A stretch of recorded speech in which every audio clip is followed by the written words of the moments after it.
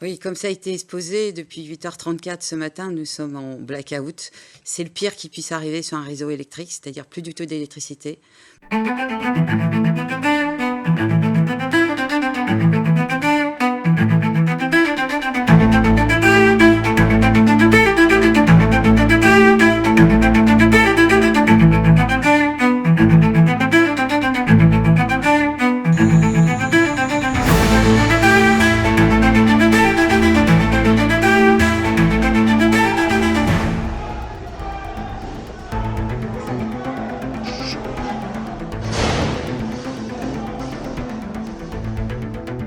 Vous n'avez pas de groupe électrogène, vous?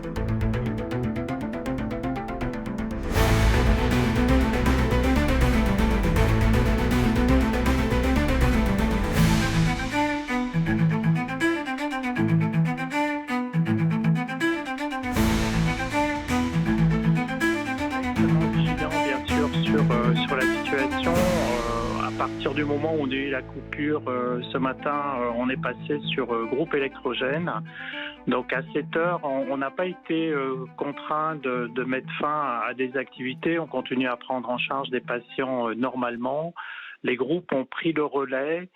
On a une autonomie de ces groupes pour 72 heures, donc ça nous permet de voir venir, mais on reste quand même extrêmement vigilant. Le retour à la normale est annoncé, je mets des guillemets, à partir de 15 heures cet après-midi. On prend des nouvelles de la Guadeloupe qui retrouve progressivement de l'électricité après une coupure généralisée. Le préfet avait aussi imposé un couvre-feu sur toute l'île pour prévenir le risque de troubles à l'ordre public. Le préfet qui accuse des salariés grévistes d'avoir provoqué l'arrêt d'urgence de l'ensemble des moteurs de la principale centrale de Guadeloupe. Xavier Lefort qui dénonce un sabotage alors qu'un conflit social a eu lieu depuis des semaines chez EDF. Bien, bah oui, c'est au tour de la Guadeloupe. Toutes les Antilles vont flamber. Ça, on y va, et ensuite ce sera la France. C'est un préambule de ce qui pourrait nous arriver. C'est-à-dire plus d'électricité et des pillages. Parce que là, vous avez vu dans les images, c'est Mad Max, ils ont essayé de défoncer une bijouterie avec un engin de chantier. Voilà, quoi, c'est la chienlit partout. Et le gouvernement ne tient plus. Le pouvoir politique ne tient plus. Ne tient plus le pays, il ne tient plus ses outre-mer, ses territoires d'outre-mer. C'est parti. Et puis en plus, comme il doit y avoir en même temps des infiltrations d'intérêts étrangers, c'est-à-dire une intervention éventuelle d'éléments étrangers pour déstabiliser déjà nos territoires d'outre-mer, le tout fait qu'il y ait d'affaiblissement du pays. Il y a l'extrême gauche qui soutient les émeutiers, toujours, il va toujours du côté des émeutiers, et puis vous avez un pays qui s'effondre. Alors l'hôpital, vous avez vu, 72 heures, c'est le chaos.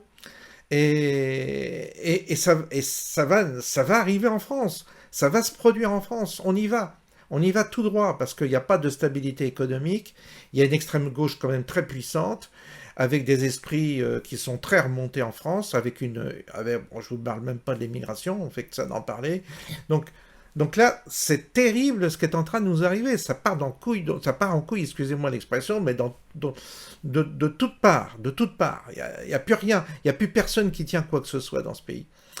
Et on arrive à une situation chaotique qui va bientôt être dangereuse pour tous les citoyens français qui ne voient pas arriver la situation, qui n'arrivent pas. Moi j'avais une collègue, elle était toute gentille, elle partait en Guadeloupe, elle a été mutée avec son mari qui était gendarme, pensait que c'était la fête, des photos avec la mare aux grenouilles, je ne sais quoi, la belle cascade, et puis le paradis, 40% de plus de salaire, c'est la fête pour les fonctionnaires qui sont mutés dans ces régions-là.